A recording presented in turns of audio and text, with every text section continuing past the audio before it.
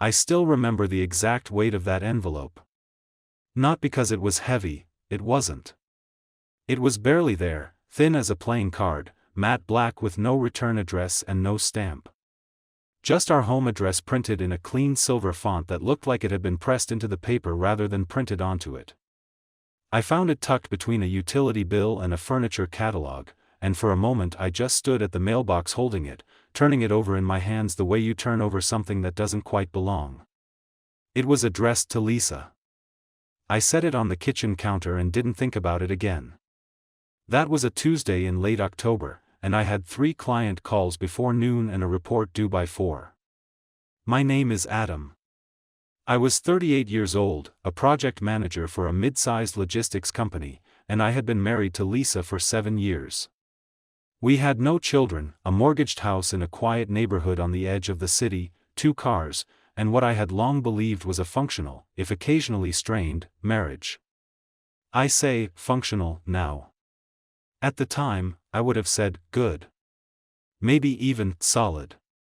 I would have pointed to our Friday dinners out, our shared streaming subscriptions, the way she still reached for my hand sometimes when we walked through a parking lot.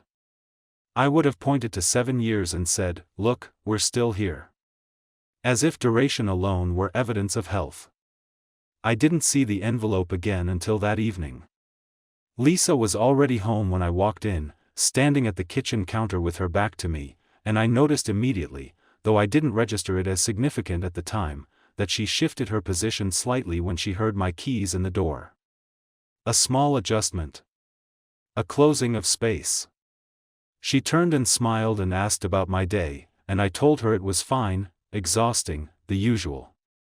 I kissed her cheek. She smelled faintly of something floral I didn't recognize, which I assumed was a new lotion or soap. The black envelope was gone from the counter. I didn't ask about it. Why would I? People receive mail. People put mail away. There was nothing unusual about any of it, except that small shift of her body, that microscopic closing of distance between her hands and the counter, which I filed somewhere in the back of my mind without giving it a name. That was the first moment. I know that now. We ate dinner together that night, pasta she'd made from a recipe she'd been meaning to try for weeks. We talked about her colleague Renata's upcoming wedding, about a crack that had appeared in the ceiling of the guest room, about whether we should get the furnace serviced before winter. Normal conversation. Comfortable conversation. The kind that fills a kitchen with sound without really saying anything. Afterward, she took her phone to the bathroom. She'd been doing that more often lately, not dramatically, not in a way that announced itself, but consistently enough that I'd noticed. I'd told myself it was nothing. Everyone takes their phone everywhere now. It doesn't mean anything. I washed the dishes. I listened to the water running in the pipes above me. I dried my hands on the dish towel and stood in the quiet kitchen for a moment, and I felt something I couldn't name, a low, formless unease, like the feeling you get when you leave the house and can't remember if you turned off the stove. Not panic. Just a question that doesn't have words yet. I went to bed before she came out of the bathroom. I lay in the dark and listened to the sounds of the house settling around me, and I told myself I was tired, that I was reading things into nothing, that marriages had quiet seasons and this was one of them. I was wrong, of course. But I wouldn't know exactly how wrong for another 11 days. The days after that Tuesday followed their usual pattern, and I let them. I was good at that, letting patterns continue. I'd built my professional life around the management of systems, the maintenance of order, the belief that if you monitored the right variables and kept the right processes in place, things would remain stable. I applied the same logic to my marriage without ever consciously deciding to. If the surface was calm, I told myself the water beneath it was calm too. Lisa worked as a brand consultant for a boutique agency downtown. She was good at her job, creative, persuasive, socially fluent in a way I'd always admired and occasionally envied. She knew how to walk into a room and make people feel noticed. She knew how to read people. In the early years of our marriage, I'd found that quality magnetic. Lately, I'd begun to find it slightly unreadable. She had changed in the past year, gradually, in ways that were each individually explainable. She'd started going to a new gym in the spring, which accounted for her changed schedule on Tuesday and Thursday evenings. She'd taken on a larger client portfolio, which explained the longer hours and the distracted silences at dinner. She'd reconnected with her college friend Vanessa, who had recently moved back to the city after a divorce, which explained the increased social activity and the occasional late nights. Each explanation was reasonable. Together, they formed a picture that I chose to accept. But there were things I noticed that didn't fit cleanly into any of those explanations. The way she angled her phone screen away from me when she was texting, not dramatically, just a slight tilt, habitual, automatic. The way she'd started wearing perfume on days when she wasn't going anywhere special, a new scent I didn't recognize, something darker and more complex than what she used to wear.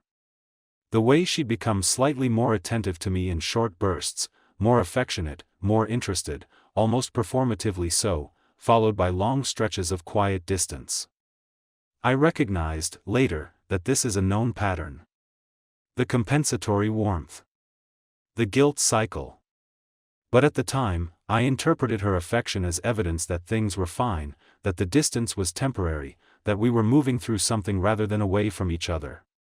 One evening, about a week after I'd found the envelope, I came into the living room and found her laughing quietly at something on her phone, a real laugh, unguarded, the kind she used to aim at me. She looked up when she heard me, and the laugh didn't disappear exactly, but it changed. It became smaller. More careful. "Vanessa," she said, before I asked.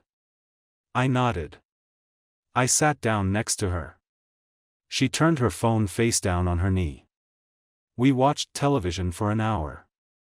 She fell asleep against my shoulder, and I sat there in the dark with the blue light of the screen on her face and tried to remember the last time she'd laughed like that with me.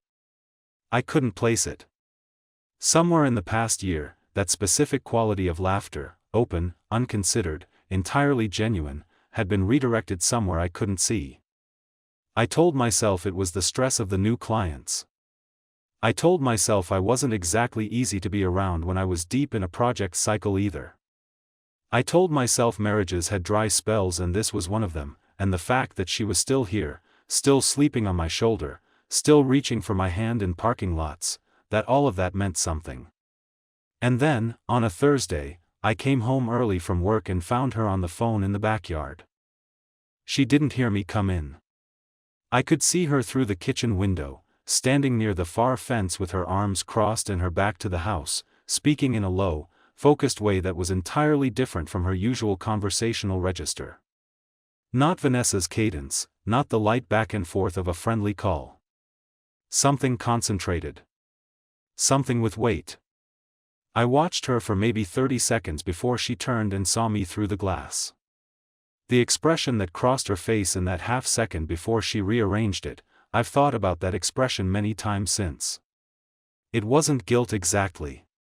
It was something faster than guilt. A recalibration. She wrapped up the call in under a minute and came inside. "Work thing," she said, dropping her phone into her bag. "Everything okay?" I asked. "Just a client who can't make a decision," she said, and poured herself a glass of water, and that was the end of it. But that night I lay awake for a long time, and the formless unease I'd felt standing at the kitchen sink the week before had developed, quietly, into something with edges. I still didn't have a name for it. But it was there. And somewhere in the house, in whatever drawer or bag she'd tucked it into, so was that black envelope. It was Vanessa who gave me the first real crack in the surface, and she didn't even know she'd done it. It was a Saturday morning, about 10 days after the envelope arrived. Lisa had told me the night before that she and Vanessa were getting brunch and would probably spend the afternoon shopping. Nothing unusual. They'd done it half a dozen times since Vanessa moved back. I had a long list of things to do around the house and was reasonably glad for the quiet. I was outside checking the gutters when my phone rang. It was Vanessa. "Hey, Adam, sorry to bother you. Is Lisa almost ready? I've been waiting outside for like 15 minutes. I looked at my phone for a moment before I answered. She left about 40 minutes ago, I said. I assumed she was meeting you. A pause. Short, but dense. Oh, she must have meant she'd meet me at the place. My bad. I'll just go in and grab a table. She hung up quickly, and I stood on the ladder with the gutters cold and damp under my hands, and I understood, very clearly, that Vanessa was covering. Not well, but instinctively, the way you cover for a friend without thinking about whether the cover holds. Lisa had left our house telling me she was meeting Vanessa. Vanessa had called expecting to pick Lisa up. Neither story matched the other. One of them was lying, and I was fairly confident it wasn't Vanessa, not because she was particularly honest, but because people who are covering for someone don't usually call the husband. I came down from the ladder and sat on the back step and thought about it for a long time. Lisa came home at 4 that afternoon with 2 shopping bags and a story about a wine bar they discovered near the boutiques on Meredith Street. She was slightly flushed, relaxed in a way that seemed curated rather than natural, the ease of someone who has prepared to seem at ease. She showed me a scarf she'd bought. She asked if I wanted to order Thai food for dinner. I said yes to the Thai food. I said the scarf was nice. I said almost nothing else, and she either didn't notice or chose not to. That night, while she was in the shower, I looked at the calendar app on her tablet, which sat charging on the kitchen counter. She used it mainly for work and we'd always shared calendar access, one of those small administrative intimacies of marriage. I wasn't sure what I was looking for. But I scrolled back through the past 2 months and found 4 Saturday morning blocks labeled V, brunch, and 1 labeled gallery with V, and I found myself wondering, for the first time, how many of those had actually involved Vanessa at all. I closed the app. I put the tablet back exactly as I'd found it. I was doing the math, now. I was doing it quietly, carefully, against my will, the way you calculate something you don't want the answer to. And then, 4 days later, the black envelope reappeared. Not the physical envelope, I never found that again. But I was looking for a phone charger in the drawer of Lisa's bedside table, which I almost never opened, and beneath a travel guide and a lip balm and a folded receipt, I found a printed card. Black, stiff, the size of a postcard. On one side, in silver lettering, a date, a time, and the words "by invitation only." On the other side, a street address I didn't recognize and a single instruction: devices surrendered at the door. Dress accordingly. I stood in our bedroom holding that card for a long time. The date was this coming Friday. 5 days away. I put it back exactly as I'd found it and went to make coffee and stood in the kitchen with the machine running and thought about what I knew and what I suspected and what I was willing to do about it. I thought about asking her directly. I rehearsed it. Lisa, I found a card. What's this event on Friday? Simple. Direct. But I'd seen her recalibrate before, that fast, practiced adjustment. I knew she'd have an explanation ready. I needed to know what was real before I gave her the chance to make it something else. The coffee finished brewing. I poured a cup. Outside, the neighborhood was its usual Saturday quiet, a dog barking somewhere, the sound of a lawnmower a few streets over. And somewhere in the near distance, without knowing quite when it had happened, I had crossed from suspicion into something much colder. I did something that week I'm not proud of, or rather, I'm not proud of the version of myself who had to do it. But I also don't regret it. I started paying attention in a way I should have started months ago. On Monday, I left work early and drove past the address on the card. It was a building in a part of the city I rarely visited, a converted warehouse in a quiet industrial pocket between 2 larger streets, unremarkable from the outside, no signage, tall dark windows that had been frosted. A metal door, painted black. Nothing to identify it. I sat in my car across the street for 20 minutes and watched 2 men in expensive suits arrive separately, pause at the door, and be admitted. No obvious entrance ritual. just the door opening and closing. I drove home. I said nothing. On Tuesday, I checked our shared cloud storage. We used a family plan, the kind where both phones backed up automatically to the same account. I'd set it up 2 years ago after she lost photos from a vacation, and we'd never changed it. I don't think she'd thought about it in years. I almost hadn't either. I opened it on my laptop, in my office at home, with the door closed. There were thousands of photos and videos. Most of them ordinary: food, sunsets, screenshots of things she'd wanted to remember. I almost closed it. But I sorted by recent and scrolled, and then I stopped. There were screenshots of messages. Not a few, dozens, going back at least 8 months. Messages with a contact saved under the name R, just the single letter. Mostly text, but with a tone I recognized immediately, not the tone of a colleague, not the tone of a vendor. Something warmer and more specific. References to last time and when I see you again, and I keep thinking about the room. Nothing explicit enough to be unambiguous on its own. But together, in volume, in pattern, in the particular quality of wanting that ran through them like a current, together they were unambiguous. And there were photos. Not intimate photos, nothing like that. But there was a photo of a black card identical to the one I'd found in her drawer. And there was a photo taken inside a room I didn't recognize: low light, dark walls, a table with drinks, a man partially in frame. I couldn't see his face clearly. Just the line of his jaw, his hand around a glass, the white of his dress shirt. I sat with that photo for a long time. Then I opened a new browser tab and looked up the address from the card. It took 20 minutes of cross-referencing property records and event listings before I found a single mention, a comment on a private forum, archived, 2 years old, referencing something called a members event at that address. The comment said nothing specific, but the tone was one of careful discretion, the kind that implies not secrecy exactly but a chosen separation from ordinary social life. I thought about the phone surrender policy on the card. I thought about how useful that policy would be for someone who didn't want any record of an evening existing anywhere. Except, of course, in a cloud account they'd forgotten their husband could access. On Wednesday, I told Lisa I had a work dinner Friday night and would probably be home late. She nodded, said fine, seemed neither concerned nor relieved, just neutral. She was on her phone when I said it and she glanced up briefly and then back down. That neutrality told me everything. I called in a favor with a colleague who owed me one and arranged to leave work early Friday. I went home, changed into dark clothing, and drove to the warehouse address at 9:15 p.m., 45 minutes after the time on the card. I parked 2 blocks away.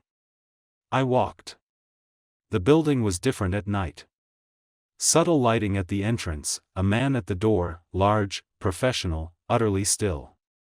A small queue of perhaps 8 or 10 people, all dressed carefully, all maintaining the polite mutual invisibility of people who have agreed not to acknowledge each other.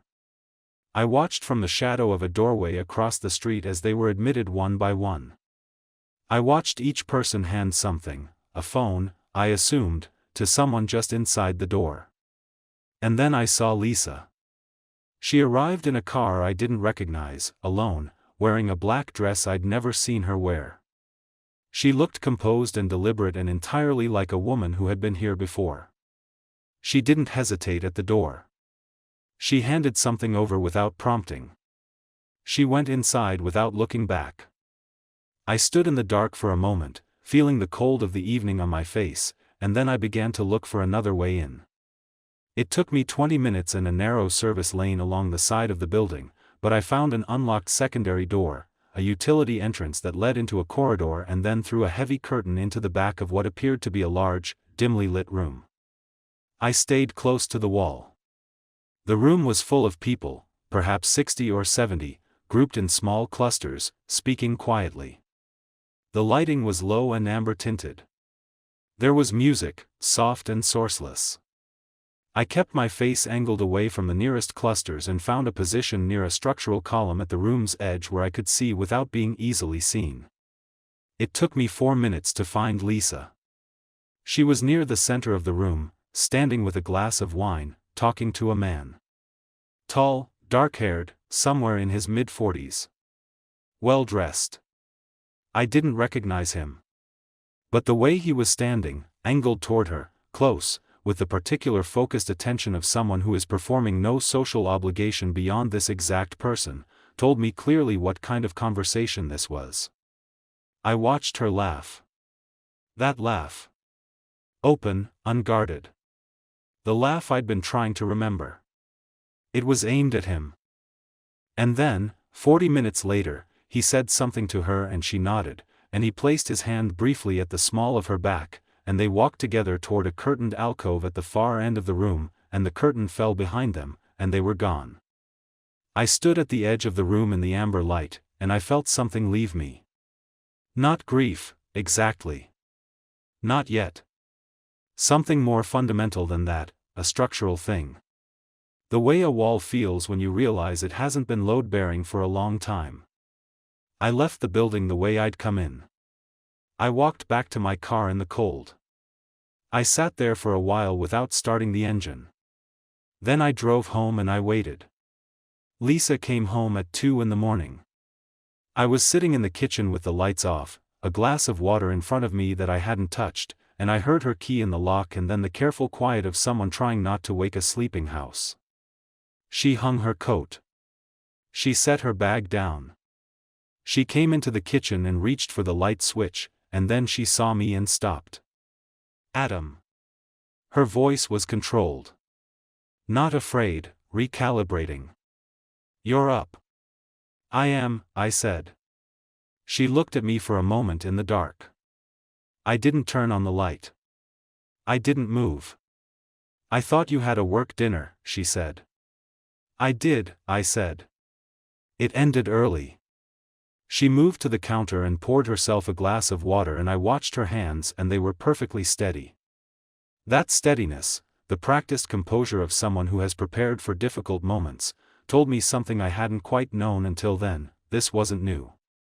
Whatever she'd been doing, whatever version of herself she'd been sustaining outside our marriage, it wasn't recent. It had been there long enough to become fluent. How was your evening? I asked. Good, she said. Vanessa and I. Don't, I said. The word was quiet. Just one syllable, no particular force behind it. But she stopped. Adam. I was there, Lisa. The silence that followed was different from any silence we'd had in 7 years. Not the silence of a disagreement or a misunderstanding. The silence of something exposed. I heard her set her glass down. I heard her breath change slightly, not a gasp, just a small careful adjustment. I don't know what you think you saw, she said, and her voice had shifted into something I recognized as her persuasive register, measured, reasonable, the voice she used with clients when a campaign had gone wrong. I saw you go into that room with him, I said. She was quiet again. Then, it wasn't what it looked like. What did it look like? She didn't answer that. She moved to the kitchen table and sat down across from me, and I could see her now in the ambient light from the window, composed, deliberate, searching my face for what I knew and how much room she had to work with. It's complicated, she said. Then explain it. I've been going to these events for a while. It's social, it's networking, it's, people go to decompress, it's not. His hand on your back, I said. The room behind the curtain. We were talking. You were laughing, I said. The way you used to laugh with me. 2 years ago. Before, I stopped. I've been trying to remember the last time you laughed like that with me and I couldn't place it. And there it was. She was silent. The composure had fractured, just slightly, not into guilt, but into something more complicated. Something that looked almost like sadness. Who is he? I asked.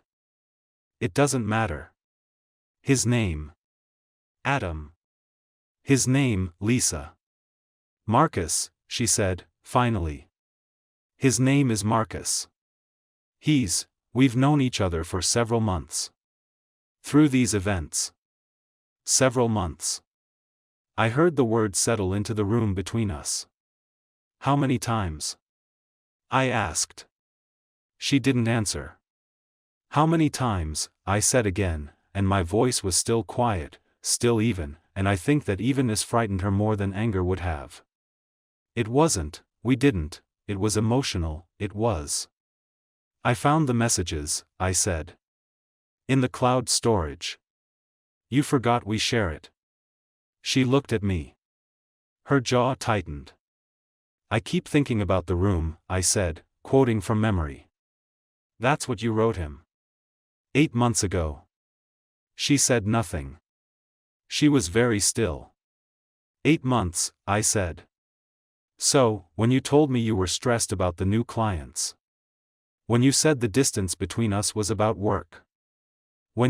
I stopped. I didn't want to catalog it.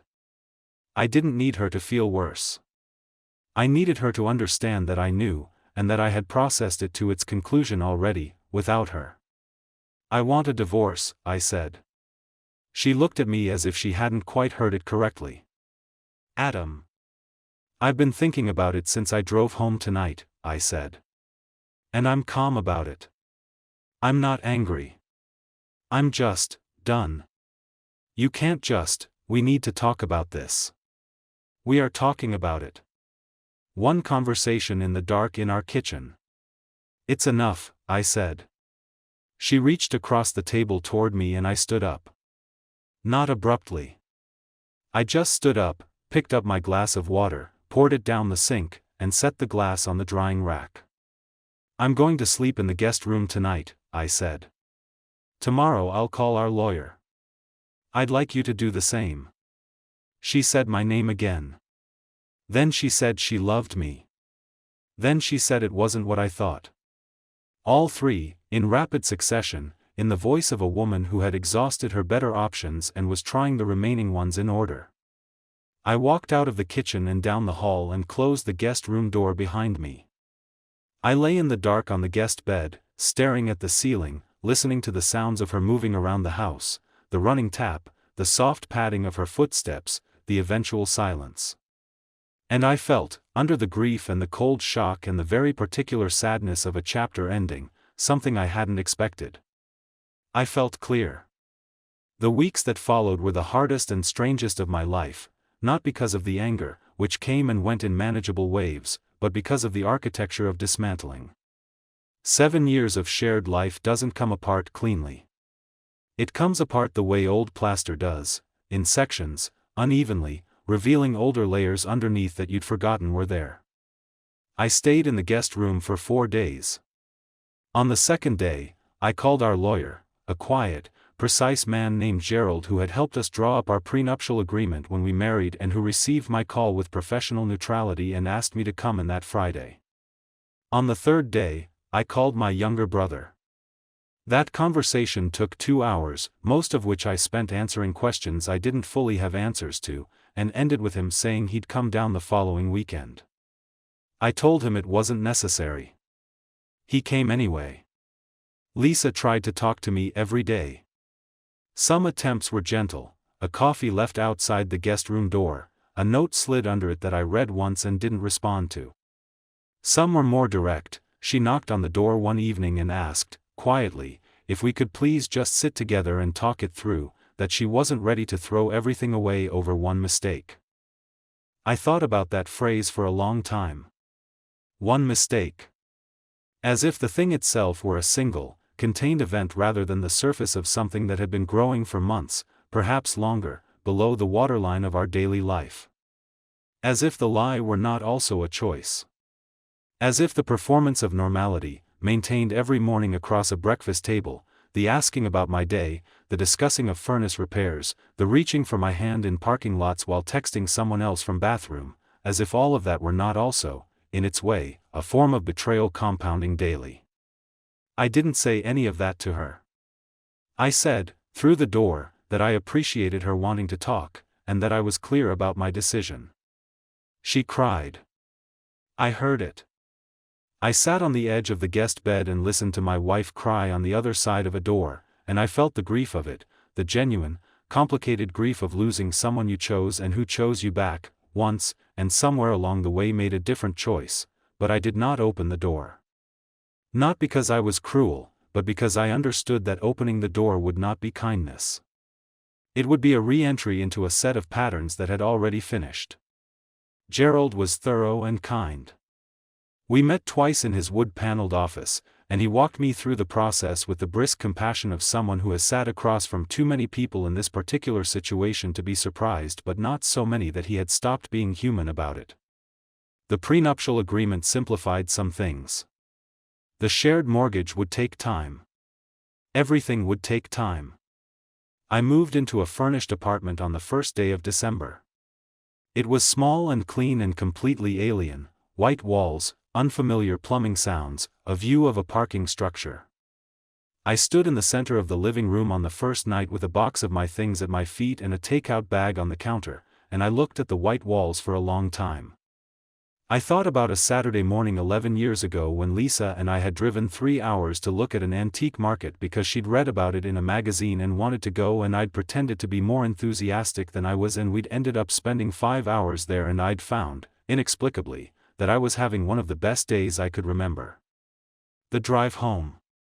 The way she'd fallen asleep against the window with her shoes off and her feet tucked under her. The particular quality of that afternoon, unhurried, accidental, entirely ours. I let myself remember it fully. Then I let it go.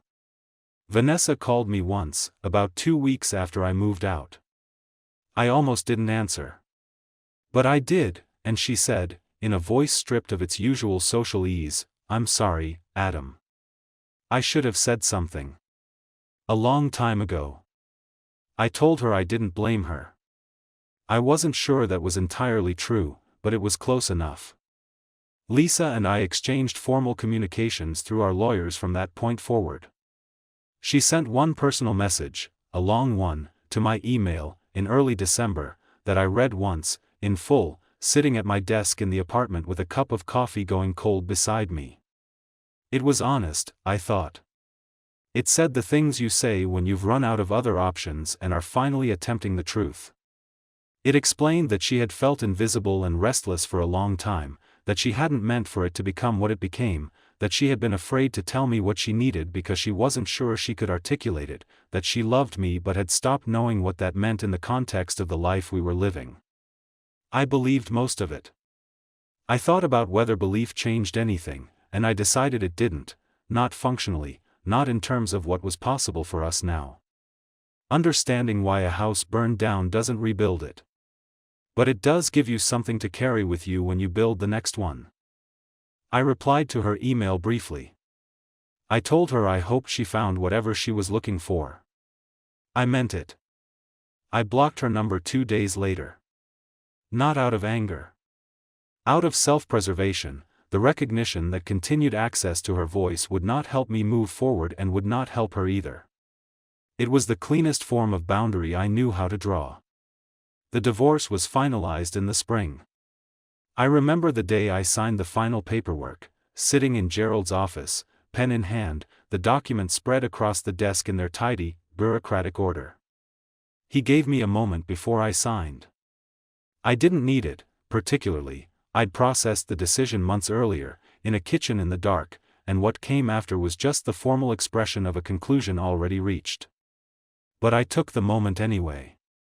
I looked out Gerald's window at the ordinary street outside, a woman walking a dog, a delivery truck double-parked, pigeons on a ledge, the entire indifferent continuity of the world, and I signed my name. Gerald said something understated and correct about moving forward. I thanked him for everything and left. Outside, I stood on the pavement for a moment in the spring air, which was cool and clean and carried the faint smell of something blooming from somewhere I couldn't see. I didn't feel triumphant. I didn't feel destroyed. I felt, mostly, like a man standing at the beginning of something he hadn't chosen but couldn't avoid, which is perhaps the most honest way to describe most of the important transitions in a life. I walked to my car. I sat in it for a moment, then started the engine. I thought about the black envelope I'd never opened, the original, the one I'd found in the mailbox that Tuesday in October and set on the counter and never asked about. I'd never found it again. I didn't know what had been inside it. An invitation, presumably. Formal, exclusive, to something that required discretion and the surrender of your phone and a particular quality of willingness to step outside your ordinary life.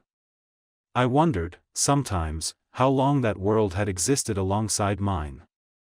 How long the two versions of Lisa had occupied the same house, eaten at the same table, reached for the same hand in parking lots. I supposed it didn't matter. It was the kind of question that has an answer but not a use. What I knew, driving away from Gerald's office on that spring morning, was simpler and harder and, in its way, more valuable than anything that could have been explained by any answer to any question I might have asked. I knew that I had been a man who chose not to see, and then became a man who chose to look, and that the distance between those two versions of himself was a full year of small signs and ignored questions and mornings that felt faintly wrong in ways I had declined to examine. I knew that the marriage had not ended the night I followed Lisa to that building. It had ended slowly, over months, in the accumulated weight of distances neither of us had named, in every conversation we hadn't had, everything we'd told ourselves rather than each other. I knew that I had survived it. Not gracefully, not without cost, but fully, with my eyes open, my name signed, my hands my own. The city moved past my windows as I drove. It was an ordinary spring day. The trees were beginning again, insisting on themselves the way trees do, without apology or fanfare, as if continuity were simply their nature. I drove home through the light, and for the first time in a very long time, the home I was driving to was mine alone, and that felt, tentatively and honestly, like something I could build on. What makes Adam's story so difficult to sit with isn't the betrayal itself, it's the duration. The infidelity is the event, but the story is about the slow erosion that made it possible. From the very beginning, Adam was a man who had trained himself to interpret stillness as safety. He managed systems for a living, and he managed his marriage the same way, monitoring surface indicators, maintaining routines, trusting that as long as things functioned, they were fundamentally intact. This is perhaps the most common and most dangerous form of emotional avoidance in long-term relationships, the substitution of structure for intimacy. Adam and Lisa had the forms of a marriage, dinners, shared calendars, held hands, but somewhere in the years before the story begins, they had lost the content. Would you have noticed the signs earlier? The angled phone screen, the unfamiliar perfume, the carefully curated ease when she came home from those Saturday brunches? Each one is small enough to dismiss individually. But they accumulate, and that accumulation is the real subject of this story. The black invitation is a useful symbol precisely because Adam never opens it. He finds it, registers it briefly, and sets it down. That gesture, noticing and then choosing not to pursue, is what Adam has been doing to his marriage for a year. The invitation is not just Lisa's entry into a hidden world. It is Adam's first explicit opportunity to ask a question he has been avoiding. Lisa's behavior follows a recognizable psychological pattern. The compensatory warmth, sudden affection following emotional distance, is a classic marker of guilt-driven behavior. But more revealing is her social fluency, the speed of her recalibrations, the readiness of her explanations, the composed steadiness of her hands at 2 a.m. This wasn't someone in the grip of a sudden, overwhelming feeling. This was someone who had been living a managed double life long enough to become skilled at it. The 8 months of messages Adam found in the cloud storage confirms this. What Lisa called complicated had been, in practice, quite deliberate. The confrontation scene is striking not for its anger, there is none, but for its quiet finality. Adam had already processed his conclusion during the drive home from the warehouse.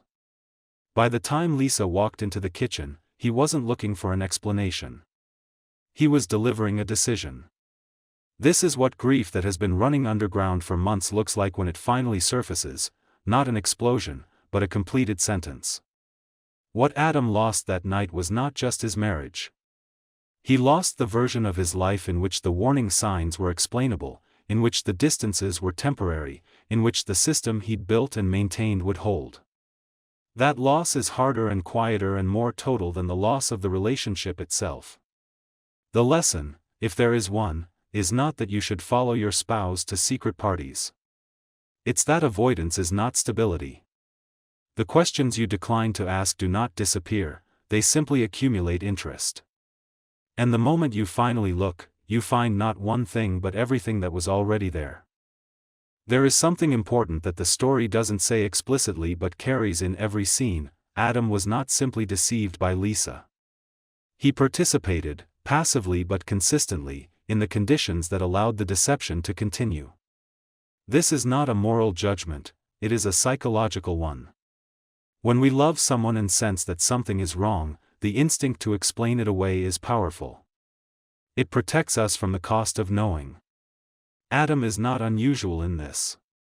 Most people who have been in long relationships recognize that particular form of self-protective reasoning, the way we translate unease into exhaustion, distance into stress, warning signs into seasons.